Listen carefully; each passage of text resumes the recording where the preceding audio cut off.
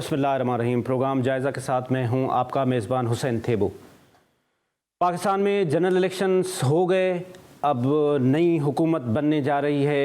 हम जो कुछ भी हुआ उस पर हमने बहुत ज़्यादा डिबेट किया कि कैसे इलेक्शन हुआ, किस तरह से क्या क्या कुछ हुआ, वो सब कुछ हम छोड़ देते। अब अक्लमंदी इसमें है कि हम एक चीज़ को लेके आगे बढ़ें कि मुल्क को कैसे बेहतर बनाना है, किस तरह से बेहतरी लाएं, किस तरह से ये इकनॉमिक्स चैलेंजेस को हम सब मिलके, वो चाहे पीटीआई हो, वो चाहे पीएमएलएन हो, वो चाहे पीपल्स पार्टी हो, चाहे मैं हूँ या ये मेरा कैमरामैन है, हम सबको सोचना पड़ेगा कि हम इतनी बुरी हालात में हैं आज कि हमें सबको इस मुल्क के लिए सोचना पड़े। मैं किसी लंबे चौड़े इंट्रो देने के बजाय मेरे पास जो आज स्टूडियो में मौजूद लोग हैं, वो मुस्तनद पैनल है, वो हमें इस पे बताएंगे कि हम पाकिस्तान को किस तरह से बेहतर लेके जा। शब्बर ज़ैदी साहब किसी तारुफ के मोहताज नहीं हैं, इस पाकिस्तान के सबसे बड़े इकनॉमिक्स्ट हैं और मुझे तो लगता है कि ये पीर भी हैं, बड़ी प्रेडिक्शंस भी देते रहते हैं और अच्छी दे दें। मुझे खुदा करे कि आज मैं एक्सपेक्ट कर रहा हूँ कि मुझे अच्छी प्रेडिक्शंस दें। मेरे प्रोग्राम में जो कुछ कह के चले जाते हैं वो 2 महीने के बाद वो सही हो जाता है। आज सही कुछ बता देते तो एजाज निसार साहब किसी तारुफ के मोहताज नहीं हैं। ये पाकिस्तान में फिलंथ्रापिस्ट का काम भी करते हैं, उसके साथ साथ ये पाकिस्तान में जो हमारा कॉर्पोरेट कल्चर है, जो पाकिस्तान के बिज़नेस की रीढ़ की हड्डी है, जो बिज़नेसमैन हैं उनके साथ बहुत एफिलेटेड होते हैं और उनके साथ मिलके इनका एक क्लब भी है, सीईओ क्लब के नाम से इन्होंने एक ज़बरदस्त किताब भी लिखी है। इनसे भी सुनेंगे कि पाकिस्तान के बिजनेसमैन का पल्स क्या कह रहा है, वो क्या वाकई डिसअपॉइंटेड है। असद अली शाह साहब पाकिस्तान के लीडिंग इकनॉमिक्स हैं, किसी तारुफ के मोहताज नहीं हैं, आप इनको पढ़ते भी रहते हैं, सुनते भी रहते हैं। सर आपका भी शुक्रिया। शब्बर ज़ैदी साहब आपसे शुरू करेंगे। जो कुछ हुआ उसको छोड़ दें, अब क्या करना चाहिए, पाकिस्तान की जो हुकूमत बने उसके लिए क्या क्या चैलेंजेस हैं और किस तरह से हम इनको ठीक कर सकें। बिस्मिल्लाहिर्रहमानिर्रहीम। देखिए हुसैन साहब, जो पाकिस्तान की क्योंकि हमारी गुफ्तगू सिर्फ मईशत की हद तक है जी, तो पाकिस्तान की मईशत जो है उसमें हमें कुछ फंडामेंटल पहले हम डिसाइड कर लें कि उन फंडामेंटल्स में हमें रहना है, उसके अंदर रहते हुए काम करेंगे। पहला फंडामेंटल ये है कि हमें कम से कम 5 साल तो IMF में रहना है। ठीक, ये फंडामेंटल है, ठीक है। दूसरा फंडामेंटल ये है कि एक, मैं उसको सुप्रा पार्लियामेंट कहता हूँ, SIFC एग्जिस्ट करेगी, ठीक, जिसमें इदारों का रोल होगा, एक पार्टिसिपेशन होगा इन दी इकोनॉमिक अफेयर्स। ये भी एक ग्राउंड रियलिटी है, इसको भी हम इग्नोर नहीं कर सकते, ये भी एक ग्राउंड रियलिटी है इकोनॉमिक्स की। तीसरा जो बहुत बड़ा फैक्टर है वो ये है कि जो हमारे यूजुअल डोनर्स हैं या हमारे यूजुअल जिनको हम कहते हैं फ्रेंडली कंट्रीज, वो अनफ्रेंडली तो नहीं हुए हैं, मगर कम से कम वो लेस कंसर्न ज़रूर हो गए हैं। अब वो पाकिस्तान के मामलात में इतने प्रोडक्ट नहीं है, इन्वॉल्व नहीं है, वो एक हद तक दूर हटते जा रहे हैं, जिसमें UAE भी है, सऊदी अरेबिया भी है, जिसमें इवन चाइना भी है, जिसमें इवन अमेरिका भी है। वो हमारे मसाइल के लिए जिम्मेदारी उठाने के लिए तैयार नहीं है। तो ये 3 फैक्टर अगर आप लगाएं इंसाफ को सामने रखते हुए, तो जो मजलूम आने वाला है एज अ प्राइम मिनिस्टर, उसमें मुझे सिर्फ तरस आ सकता है और मैं उसके बारे में कुछ नहीं कह सकता। इन तीनों में से पहले आखिरी वाला बताएं कि ये जो हमारे रिलेशन इतने ख़राब हो गए हैं कि आप कह रहे हैं कि चाइना भी पीछे हट रहा है, इसका हल क्या है? इसका कोई हल नहीं है, हल थोड़ी है वो। हर दुनिया में हर फैसला जो फैसला होता है, सियासी फैसला होता है या फॉरेन अफेयर का फैसला होता है, उसके पीछे उस कंट्री की अपनी इकोनॉमिक कंसिडरेशंस होती हैं। ये जो हमने मिथ बनाई हुई है, इस्लामी उम्मा, भाईचारा, हिमालय से बड़ा, बहरुल से नीचा, ये सब बातें हैं करने की, इनकी कोई हकीकत नहीं है। ठीक है, चाइना हमारा हो सकता है पार्टनर हो, हमारे साथ दोस्ती हो, मगर जो भी ट्रांजैक्शन वो कर रहे हैं वो कमर्शियल टर्म में कर रहे हैं, वो कोई नॉन कमर्शियल टर्म में नहीं कर रहे। तो आज ही के इकोनॉमिस्ट ने लिखा है, बड़ा इंटरेस्टिंग वर्ड इस्तेमाल किया है कि स्टेट स्पॉन्सर्ड, नाम लिखा चाइना का, उसने बड़ा अच्छा टर्म यूज किया, मुझे एग्जैक्टली याद नहीं आ रहा। उसने लिखा है कि स्टेट गवर्न स्टेट भी अब सपोर्टेड नहीं है। ये क्यों लिखा उसने, ये क्यों लिख रहा है वो?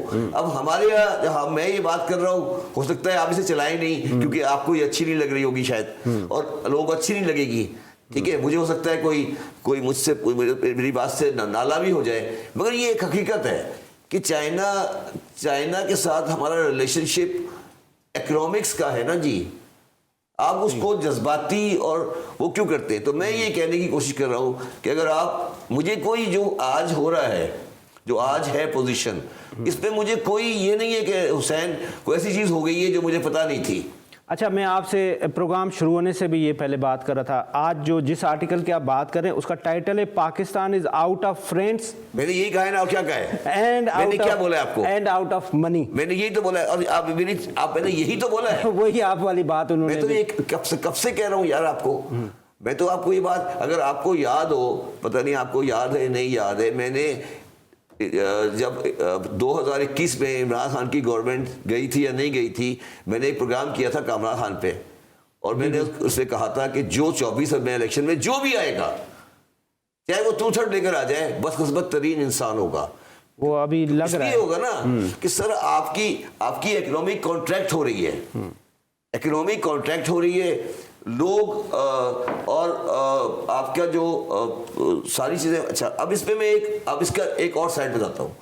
देखिए, मैं पाकिस्तान की 4 बड़ी कंपनियों में, जो कि ब्लू चिप कंपनियां हैं, उसमें डायरेक्टर हूँ।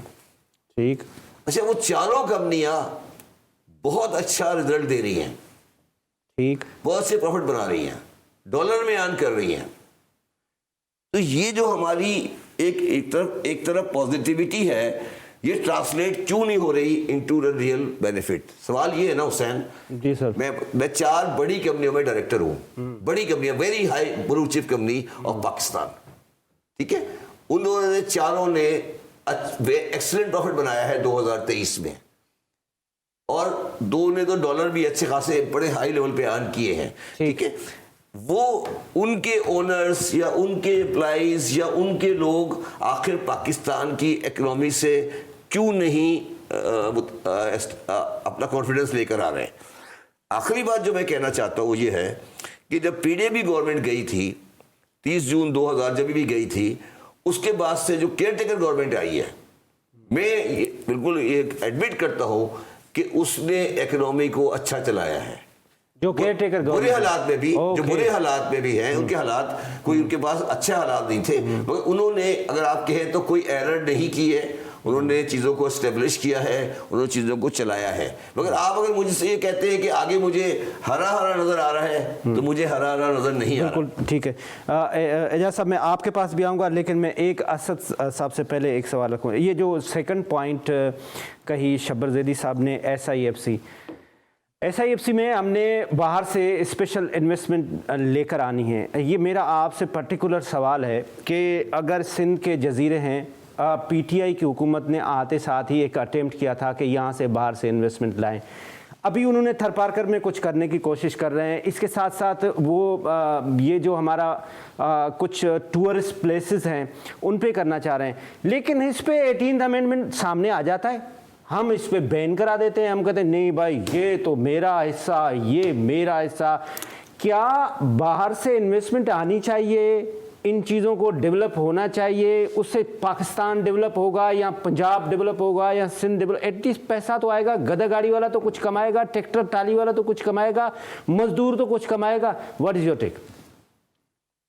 पहले तो आई थिंक जो शब्बर ने बातें की हैं काफ़ी हद तक मैं एग्री करता हूं कि जो रियलिटीज़ हैं, न्यू रियलिटीज़, इसमें तो कोई शक ही नहीं है। We have to get back in the IMF programme, और SIFC इज़ अ रियलिटी। और उसका एक कुछ जो आप बात भी कर रहे हैं, एक फ़ायदा भी है कि SIFC में जो डिसीशंस होते हैं वो ज़रा इम्प्लीमेंट हो जाते हैं। अदरवाइज़ तो कोई कैबिनेट में यहाँ पर इम्प्लीमेंटेशन की भी कोई क्रेडिबिलिटी नहीं है। सही। तो तीसरी जो बात थी, इसमें भी कोई शक नहीं है कि Pakistan is at a stage कि we are without friends and without money, ये भी बिल्कुल सही है।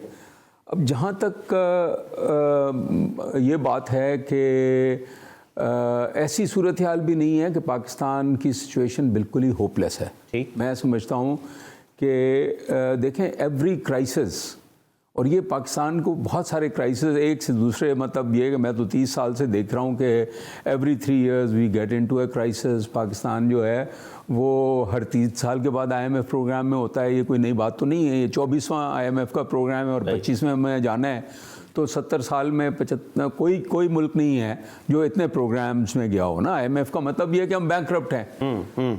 लेकिन बात यह है कि अब इतनी सूरत हाल ख़राब हो गई है कि मैं समझता हूँ कि उसमें शायद हम आई एम होपिंग, वो चर्चिल कहता था ना कि I am optimistic because there is no other way. मतलब यह है कि इस वक्त शायद ये है कि हमारा इतना बड़ा क्राइसिस है कि शायद हम उससे कुछ लर्न करें और कुछ ठीक स्टेप्स लें।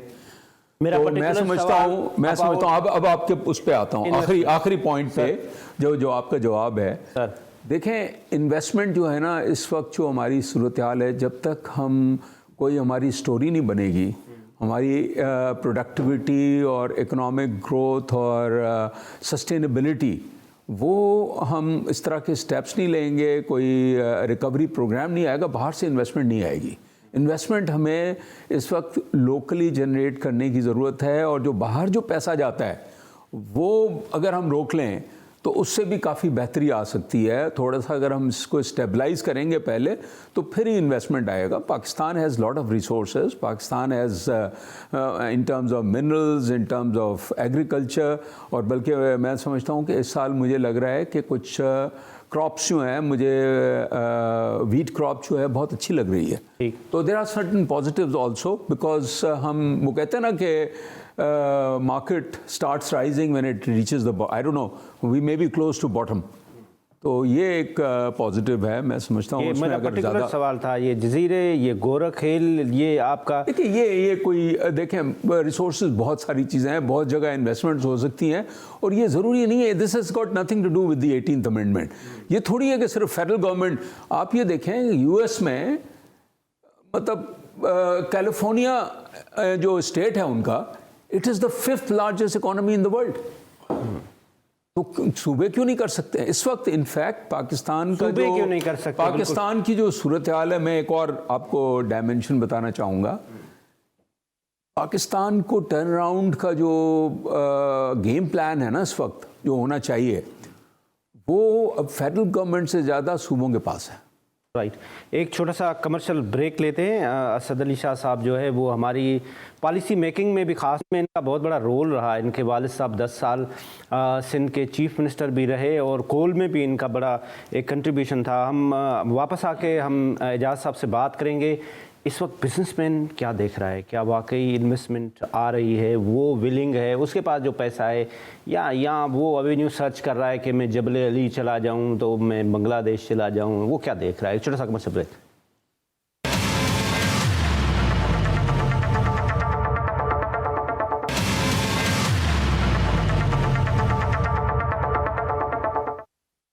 जी वेलकम बैक नाजरीन। हमारे साथ मुस्तनद पैनल आज मौजूद है। शब्बर ज़ैदी साहब हैं, असद अली शाह साहब हैं, इसके साथ एजाज निसार साहब हैं। हम आज ये हमारा टॉपिक है कि हम पाकिस्तान को किस तरह आगे देखने जा रहे हैं, किस तरह से हम पाकिस्तान की डेवलपमेंट में, पाकिस्तान की इस क्रिटिकल हालात में हम पाकिस्तान की इंडिविजुअल एज ए इंस्टीट्यूशन मदद कर सके। सर एजाज साहब, मैं आपके पास आऊँगा। आप पाकिस्तान का सबसे बड़ा कॉर्पोरेट एक क्लब चला रहे होते हैं, जिसमें आपके पास ये सारे जो भी मल्टीनेशनल हैं, नेशनल कंपनीज़ के CEO इन टच हैं। क्या देख रहे हैं वो, उनके पल्स क्या कह रहे हैं इस हालात में? बिस्मिल्लाहिर्रहमानिर्रहीम। सबसे पहले तो मैं बहुत अपने आप को ऑनर्ड फील कर रहा हूँ। मेरे टाइम शब्बर ज़ैदी साहब हैं और मेरे गुरु हैं, मेंटोर हैं, और असद भाई बैठे हैं माशाल्लाह। दे आर वेरी मतलब थॉट लीडर्स। मैं इनको जुमला बोलता हूँ। कमिंग टू योर क्वेश्चन, मैं दोनों की बातें सुन रहा। मैं वो हार्ड कोर इकोनॉमिस्ट नहीं हूँ, मैं ज़रा एक तालिब इल्म हूँ, एक लीडरशिप का और मैनेजमेंट का। मैंने ज़िंदगी भर 25-30 साल लीडरशिप मैनेजमेंट एंड आप पढ़ाते भी रहे हैं? जी मैं पढ़ा रहा हूँ, अभी भी पढ़ा रहा हूँ, मुख्तलिफ जगहों पे जाता हूँ। तो और ह्यूमन साइकोलॉजिस्ट भी हूँ, एक आई एम साइकोलॉजिस्ट। तो मैं इसलिए वो नब्ज़ वाली बात है ना कि थॉट प्रोसेस क्या चल रहा है। तो coming to your point, I just recently came back just 2 weeks back from Davos World Economic Forum. तो हमारे साथ पाकिस्तान के 40-50 CEOs भी थे। तो अभी पल्स की बात कर रहा हूँ, वहाँ हम जाते हैं, शब्बर भाई भी जा चुके हैं और भी बड़े लोग थे। इस दफ़ा की बात, इस वक्त 2 चैलेंजेस हैं जो CEOs देख रहे हैं, जो अपॉर्चुनिटीज़, क्योंकि मैं प्रॉब्लम्स की बात नहीं करूँगा, मैं चैलेंजेस की बात नहीं करूँगा, मैं सोल्यूशन की बात करूँगा जिसमें पाकिस्तान में पैसे आ सके। पाकिस्तान का प्रॉब्लम डॉलर्स का ना, पैसे नहीं है ना। आपके सिंपल मैथमेटिक्स है, हमारी export plus remittance is equal to जो रिजल्टेंट आता है और माइनस हमारी इंपोर्ट। तो वो जो 2 + 2 4 है, सिंपल सी कहानी है। जो इतना बड़ा गैप आता है, ट्रेड डेफिसिट जिसको हम बोलते हैं। अब हमें 2 चीज़ें चाहिए। यकीन जाने इस दफ़ा जो मैं बड़ी पॉजिटिविटी लेके आया हूँ इस नेगेटिविटी के अंदर से, जो ओशन ऑफ जो टॉक्सिसिटी और नेगेटिविटी चल रही है, होपलेसनेस एट एक्सट्रीम, ठीक है। तो 2 चीज़ें हैं जो इस वक्त टर्न, जो सर ने बड़ा प्यारा असद भाई ने लफ्ज़ बोला, टर्न अराउंड। तो पाकिस्तान का टर्न अराउंड ना, अपार्ट फ्रॉम के हमारे पास मिनरल्स के समंदर हैं, SIFC क्या कर रही है, 2 चीज़ें ऐसी हैं जिसको इग्नोर किया जा रहा है। और मैं समझता हूँ कि मार्क माई वर्ड्स, जैसे सर मैं नजूमी तो नहीं हूँ, लेकिन इनसे मुल्क की अदारों की तकदीर बदली जा सकती है। और तीसरा एलिमेंट मैं क्लोजिंग पे बताऊँगा। पहला एलिमेंट है इस वक्त पूरी दुनिया का जो बज़वर्ड है, पूरी दुनिया का और डावोस का, वो है आर्टिफिशियल इंटेलिजेंस। इस वक्त दुनिया सारी इस वक्त ना टेक्नोलॉजी की जो वार चल रही है वो AI के ऊपर। और AI ये नहीं कि आने वाले दिनों में अकाउंटेंट भी फारग हो रहे हैं, डॉक्टर्स भी जा रहे हैं। जो दुनिया जो तैयारी कर रही है, इंडिया में जो सऊदी अरेबिया, दुनिया के जितने यूक्रेन जैसा मुल्क जो वॉर में है, उसका AI हाउस से क्या, सब जगह पे AI हाउसेस बने हुए हैं। उन्होंने सब दुनिया के पॉइंट अंदर उनके जाके डिबेट चल रही है कि कैसे वो हेल्थ में, अपनी एजुकेशन में AI से क्या क्या काम। वो जिन है, अभी तक हमें तो उसका नाम, अभी तो AI की तो डेफिनेशन भी नहीं आती है। वो मशीन लर्निंग वो क्या चीज़ है, वो डाटा एनालिटिक्स क्या करेंगे, दुनिया को कैसे, कितनी जॉबलेसनेस होगी और उसकी अपॉर्चुनिटीज़ भी क्या होंगी। तो पहला तो हमें इस पे फोकस करना है, एक वॉर फुटिंग पे, कि बच्चों को एक AI के ऊपर, उसके साथ जो उसकी जो टेक्नोलॉजी के ऊपर ना, उसके लिए लैपटॉप, सुनिएगा, उसके ज़रिए ना हमें चाहिए इलेक्ट्रिसिटी चाहिए, बत्ती का बहरान है, बिजली का, ना हमें कोई बिल्डिंगें चाहिए, ना सड़कें चाहिए जो बिलियंस ऑफ रुपीज़ लगा के, हमें सिर्फ दूसरा जो पार्ट है उस पर वो इन्वेस्टमेंट करनी है AI के साथ। तो हमने उसका एक छोटा सा सबको बता देता हूँ। मैं गया जी ज्यूरिख में, गूगल का हेड ऑफिस उधर आ गया, SAP का सेमी हेड ऑफिस ज्यूरिख में शिफ्ट हो गया। गूगल के 6000 लोग काम कर रहे हैं ज्यूरिख में इस वक्त। मैं उसके हेड से मिला जो MD है SAP का और गूगल का। उन्होंने मुझे कहा जहाज वो पाकिस्तानी है, दिस इज अ प्राइड कि वो पाकिस्तानी MD था। और वो कहते हैं मेरे पास 6 मुल्क हैं जहाज, उसमें से हमारे हमसाया मुल्क भी हैं, यार बिजनेस ले जो मेरे से, उसके लिए सिर्फ थोड़ा सा काम कर लो जहाज जाके। उसके लिए मैंने काम शुरू कर दिया, वो है इन्वेस्टिंग इन ह्यूमन रिसोर्स। उनका स्किल लेवल बढ़ा दो, इतने मिलियंस ऑफ डॉलर्स मेरे से आके ले लो, सिर्फ हमें ये स्किल सेट चाहिए। बिल्कुल सही। आप ये 2 चीज़ें जो हैं, का सवाल ना मैं शब्बर साहब के पास ले जाऊंगा। शब्बर साहब, ये एजाज एक इंडिविजुअल है, इसने क्या वहाँ state of the art Lahore में एक इंस्टीट्यूट बनाया है, एक ज़बरदस्त काम। ये जो हमारे इदारे हैं, ख़ासतौर पे गवर्नमेंट, आप उसका पार्ट रहे, ये जो बात अभी एजाज ने कही वो उनको समझ भी आती है, वो इसमें कोई सिंसियरिटी भी है। हमारा पड़ोसी मुल्क $150 बिलियन 250 बिलियन डॉलर एक्सपोर्ट करता है, हम मैक्सिमम 3 to 5 नहीं 3 लेस देन 3 करते हैं। देखिए हमारा इंटेंशन है, हम ये बात, एजाज की बात इसका भी थोड़ा सा अच्छा भी लग रहा था, बुरा भी लग रहा था। अच्छा, मैं पाकिस्तान की सबसे बड़ी IT कंपनी की ऑडिट कमेटी का चेयरमैन हूँ, ठीक, लिस्टेड कंपनी का, सबसे बड़ी कंपनी का, और शायद बाकी तो उसके बाद नीचे कोई 10वें ग्रेड पे भी नहीं आती। मेरा मसला ये है कि मुझे ऑर्डर लेते हुए परेशानी ये होती है, बड़ा ऑर्डर लेते हुए, कि उन लोगों को ये यकीन नहीं होता कि हम डिलीवरी कर सकेंगे because of our law and order position. जब मैंने एक ऑर्डर ले लिया बड़ा, ओके, सपोज करें मैंने GE कंपनी का मैंने IT का सिस्टम ले लिया कि मैं करूंगा, तो GE मुझे इसलिए नहीं देती कि उन्हें पता नहीं कि पाकिस्तान में कल को बिजली चली जाए, कल को बंदे गायब हो जाए, कल को बंदा IT वाले जो बंदा है वो पॉलिटिकल डिसऑर्डर की वजह से दफ्तर नहीं आए। ये मैं आपको समझा रहा हूँ, ये बात आपको कोई नहीं कहेगा। हमें कौन सा ऑर्डर मिलता है? हमें वो मिलता है कि जो $10 वाला होता है उसका जो बचा हुआ कचरा होता है वो हमें मिलता है। अब तो समझे आप मेरी बात? कंक्लूड ये कर रहे हैं कि पहले यार मेरी स्टेबिलिटी बात लाए। समझो ना, तुम्हारा मसला ये है, तुम्हारा भी इनका भी, कि तुम्हें असली बात समझते हुए तुम्हारे चेहरा उतर जाता है। नहीं, ये मुश्किल तुम्हारा बात मसला कर ये है ना कि मुश्किल- तुम्हें चाहिए कि तुम्हें अच्छी अच्छी कहानी सुनाता रहूं। ठीक है, मैं अच्छी अच्छी कहानी सुनाने में इंटरेस्टेड नहीं हूं, मैं हकीकत सुनाने में इंटरेस्टेड हूं। हमारा मसला ये है कि हमें इंडिया का बचा हुआ कचरा मिलता है। समझे मैं क्या कह रहा हूं? अच्छा, इसलिए कि उनको हमारे इनसे पूछे कि इस दफा डेवोस का कॉन्सेप्ट क्या था, what was the theme? Trust, building trust. Trust, building trust, building trust. Hussain ये बताओ कि आज how many of us have trust on Pakistan economy? Please tell me. आप बताएं ना। नहीं मैं बताता नहीं, मुझे बताओ ना। हम यहाँ बैठ के बड़ी अच्छी अच्छी बातें करते रहे कि ये है, बड़ा अच्छा है, यूं है। Build, please build trust. वो कैसे आएगा? मैंने 40 साल गुजारे हैं इस कंट्री में, सबसे बड़ी अकाउंटिंग फर्म चलाई है। क्या वजह है कि इंस्टीट्यूट चलाया है मैंने, असद ने। आज मैं एक अस्पताल, 2 अस्पताल चला रहा हूं। ठीक है, क्या बस वजह है कि हमारे मुल्क में माशियत के ऊपर ट्रस्ट नहीं है। इसलिए ट्रस्ट नहीं है कि मुझे पता है कि मेरा केस कभी सुप्रीम कोर्ट, किसी कोई टैक्स केस गया हाई कोर्ट में तो फैसला नहीं होगा, मेरा आर्बिट्रेशन का फैसला नहीं होगा। हल क्या है शब्बर समझे भाई? ना मेरी बात? हल क्या है? मुझे ये पता है कि मैं इस्लामाबाद जाऊंगा तो मैं एक अजीब किस्म के ब्यूरोक्रेट से डील करना पड़ेगा मुझे। Please try to understand, build trust. Trust के बगैर दुनिया में कोई चीज नहीं चल सकती। डेवोस का थीम भी ये था। अच्छा, अब आ जाए आईटी के ऊपर। मैं आपको सिंसियरली कहता हूं, आज मेरी कंपनी के अंदर 7400 बंदा काम करता है। 7400। मैं 1 लाख बंदा हायर कर सकता हूं। प्रॉब्लम मेरी जो है वो ये है कि मुझे कोई आज तक जिंदगी में एक्सपोर्ट, इंडिया में आपको ऐसी कंपनियों के लिए फ्री प्लॉट मिलते हैं कि वो इंस्टीट्यूट खोले। आपने कभी दिया? आपकी एक्सपोर्ट तो टेक्सटाइल से आगे बढ़ती नहीं। सोचो ना, हमारा माइंडसेट को सोचे ना। आप क्या कह रहे हैं? ट्राई टू अंडरस्टैंड माइंडसेट क्या है। आपने कोई आईटी पार्क बनाया पाकिस्तान में? बड़ी बड़ी बातें करते हैं आईटी पार्क, आईटी पार्क। कोई आईटी पार्क है पाकिस्तान में?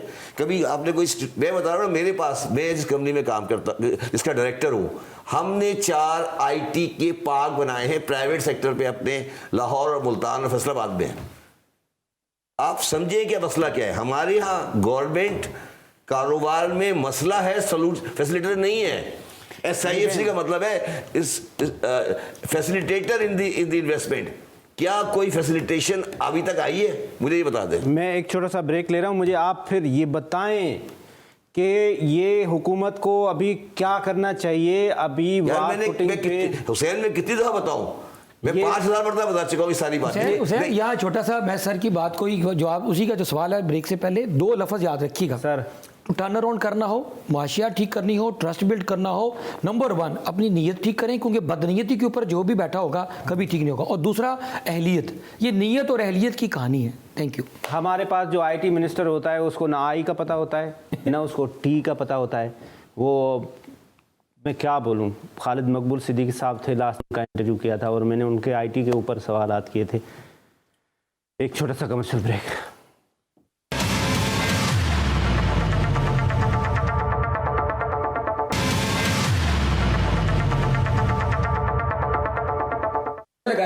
Welcome back. हम बात कर रहे थे कि पाकिस्तान में किस तरह से बेहतरी लाई जाए। शब्बर ज़ैदी साहब ने हमें बताया कि ये मसाइल हैं। असद अली शाह साहब, आपके पास इनका कोई हल है कि ये जो हमारा 65% पोटेंशियल यूथ है जो नारे लगाता है, मियाँ दे नारे वजणगे, अब आएगा इमरान, कल भी भुट्टो जिंदा था, उसको हम यूटिलाइज करें, उसको हम कोई छोटा कमरा लेके दें, एक लैपटॉप दे दें। वो दुनिया में जिस तरह से अभी जाद ने बताया कि वहाँ पे क्या हो रहा है और वो बच्चे किस तरह से अपने आप को, या वो भी ऐसे ही नारे मार के और आगे जा रहे हैं और गाड़ी के धूल के पीछे भाग रहे हैं कि ये मुझे पट्टे वाला लगवाएगा, ये मुझे चौकीदार लगवाएगा। हुसैन, बात यह है कि ये जो डेवोस की बात हो रही थी, तो देखें ये जो इसका टॉपिक था ट्रस्ट, तो ये ट्रस्ट का मसला सिर्फ पाकिस्तान में नहीं है, पूरी दुनिया में है ना। उन्होंने means पाकिस्तान कि के लिए पूरी तो दुनिया नहीं में जब उसका पाकिस्तान के लिए तो नहीं किया था, तो पूरी दुनिया का मसला है। गवर्नमेंट्स पे, अमेरिका की गवर्नमेंट में देख लें, उनके ऊपर ट्रस्ट नहीं है। अगर ट्रंप आ जाता है, मुझे बताएं कितने लोग उस पर ट्रस्ट करते हैं। तो बात यह है कि सारे मसले का हल जो है ट्रस्ट तभी बनेगा when there is good governance. Okay, अगर गवर्नेंस आपकी बेहतर हो जाए, उससे आपकी इकोनॉमिक पॉलिसीज़ भी बेहतर होंगी, आपकी क्वालिटी ऑफ पीपल, मेरिटोक्रेसी आ जाए, तो इसी मुल्क में मतलब जो हमारे बेसिक इश्यूज़ हैं, जो पहले भी बात हो रही थी, देखें सबसे इम्पॉर्टेंट रिसोर्स जो है, जो आप पहले बात कर रहे थे किसी मुल्क का, वो मिनरल्स नहीं होते, गोल्ड नहीं होता, प्लेटिनम नहीं होता, एग्रीकल्चर नहीं होता, लोग होते हैं। ह्यूमन डेवलपमेंट और ह्यूमन डेवलपमेंट का हमारा हाल ये है कि पाकिस्तान में हमारे मतलब आधे से ज़्यादा बच्चे स्कूल नहीं जाते। In this day and age we have the largest number of out of school children. और जो बच्चे स्कूल जाते हैं, मतलब आधे तो स्कूल जाते नहीं हैं, जो जाते हैं उसमें से 90% या 80% जो है वो सरकारी स्कूलों में जाते हैं, उसमें कोई पढ़ाई नहीं होती और एटलीस्ट 21st सेंचुरी स्किल्स नहीं है। तो बात ही, if you can train, if you can invest in your people, basic education आपको बेहतर करनी पड़ेगी। और जैसे मैं पहले कह रहा था, असल में 18th अमेंडमेंट और 9th NFC के बाद जो है, जो सूबों को हिस्सा आता था वो कोई 45% होता था पहले, उससे पहले। अब वो 55-57% हो गया है। तो सूबे जो है, आपका वफाक जो है वो बैंकरप्ट है, लेकिन सूबों के पास ठीक ठाक पैसा है। अनफॉर्चुनेटली सूबों ने human development is the key, agriculture भी वहाँ पर है, सारे इकोनॉमिक आस्पेक्ट्स जो हैं सूबों के पास हैं। उन्होंने जो है ना वो पैसे सही इस्तेमाल नहीं किए। अभी भी अगर वो there is a huge I think wastage in the provinces and provinces. जो आपका सारा मसला जो है, जो फिस्कल डेफिसिट का है ना, अब फिस्कल डेफिसिट जो है, जो फेडरल गवर्नमेंट का जो है, जो इस साल 9.4 ट्रिलियन का जो है आपका रेवेन्यू था, तो तकरीबन 8.8 ट्रिलियन जो है वो तो आपका इंटरेस्ट कॉस्ट है, वो तो सारा उधर चला जाता है। और बाकी सूबों के बाद पैसे जो आते हैं 57% उसमें से तो फिर नेगेटिव हो जाता है। फेडरल गवर्नमेंट के पास तो स्कोप नहीं है। तो ये काफ़ी सालों से ये हो रहा है कि सूबों को जो है कहा जाता है या फोर्स किया जाता है कि वहाँ सरप्लसेस डेवलप होती हैं, कुछ 200-300 बिलियन डेवलप करते हैं। लेकिन मैं समझता हूँ कि बहुत एरियाज़ हैं, एजुकेशन पे जो खर्चा करते हैं उस लिहाज से आउटकम्स नहीं आते, हेल्थ पे जो खर्चा करते हैं उस लिहाज से आउटकम नहीं आते। हमें इन्वेस्ट करना है technology related, education, skill development, सारा स्किल का गेम है। आर्टिफिशियल इंटेलिजेंस की ये जो बात कर रहे थे, अब आर्टिफिशियल इंटेलिजेंस जो है उसमें तो आपको कोई मतलब आप you can jump into it अगर आप सही। ये जो हमारी जो यूनिवर्सिटीज़ बनाई हुई हैं जिसमें हम पैसे ज़ाय करते हैं, बंद कर दें। पुअर गवर्नेंस, BA MA करके आपको जॉब नहीं मिलेगा। उससे बेहतर है कि आप स्किल सेंटर्स बनाएं।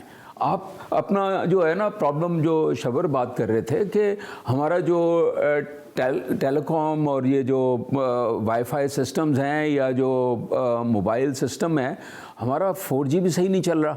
हमें तो इन चीज़ों में इन्वेस्ट करना है। अगर हम देखें, अगर हम अपनी प्रायोरिटीज़ ठीक कर लें, हम अपनी गवर्नेंस बेहतर कर लें, और हम अगर लोग ऐसे ले आएँ जो विच इंस्पायर्स कॉन्फिडेंस, फर्स्ट और लोकल इन्वेस्टर्स, हम अपनी फिस्कल पॉलिसीज़ ठीक कर दें। हमारे टैक्स रेट्स शबर आपको बताएंगे दुनिया के हाईएस्ट हैं, तो उससे जो है कौन आएगा यहाँ पर। बिल्कुल ठीक। एजाज साहब, मैं आपके पास आ रहा हूँ। आप 1 2 3 4 क्या ऐसे स्टेप्स लेने चाहिए, जिस तरह से अभी शाह साहब ने कहा कि भाई ये जो यूनिवर्सिटियाँ हैं तो ये तो कोई प्रोडक्ट निकाल ही नहीं रही, आपकी फेक फैब्रिकेटेड प्रोडक्ट निकाल रही है, किसी काम के नहीं है। क्या करना चाहिए? हमारे यहाँ नौकरी के लिए तालीम ली जाती है कि मैं पढ़ के मैंने CSS करना है, मैंने अफसर बनना है। हमारे यहाँ ये विजन ही नहीं है कि हमने कोई टेक्नीशियन भी बनना है, भाई प्लम्बर भी बनना है, मैंने कोई काम भी करना है, मैंने ये तो गुनाह है, गुनाह कबीरा है। कैसे लोगों को एजुकेट करें? सबसे पहले ना 3 चीज़ों पे काम करना है, 4 भी नहीं। ये लिख लीजिएगा, बहुत कीमती ये आपको ये सजेशन ये आज के सेशन में। 3 चीज़ों पे नई नस्ल की बात करें, इवन बुजुर्ग भी इसमें ऐड हो सकते हैं, वो भी आप स्किल कर सकते हैं। नंबर 1 वो है माइंडसेट। माइंडसेट क्या होना चाहिए? जॉब सीकर की बजाय जॉब क्रिएटर का होना चाहिए। लाइन सुन लीजिएगा, ये हार्वर्ड की रिसर्च है कि हर बंदे ने एंटरप्रेन्योर भी नहीं बना था। एक क्लास के अंदर अगर 50 बच्चे पढ़ते हैं, अगर 10 एंटरप्रेन्योर बन जाएं तो 40 को जॉब्स क्रिएट करेंगे। बिल्कुल, ये टेक्निकली है, ये बड़ी रिसर्च। पहला क्या जी, mind set change from job seeker to job creator, ये लाइन क्लियर होगी। इससे हमारी जॉब क्रिएशन होगी, क्योंकि इस वक्त मुल्क का सबसे बड़ा मसला होपलेसनेस एंड जॉबलेसनेस है। सेकंड पे number 2 skill set. Mind set के बाद क्या आ गया, स्किल सेट। स्किल सेट में जैसे असद भाई ने बताया, सर ने बताया, 3 तरह के स्किल आने चाहिए। नंबर 1, सबसे पहले जो स्किल है वो आपका टेक्नोलॉजी के रिलेटेड जो स्किल्स हैं, चाहे वो डिजिटल हो चाहे कुछ भी हो, हर चीज़ अब ऑनलाइन हो जानी है।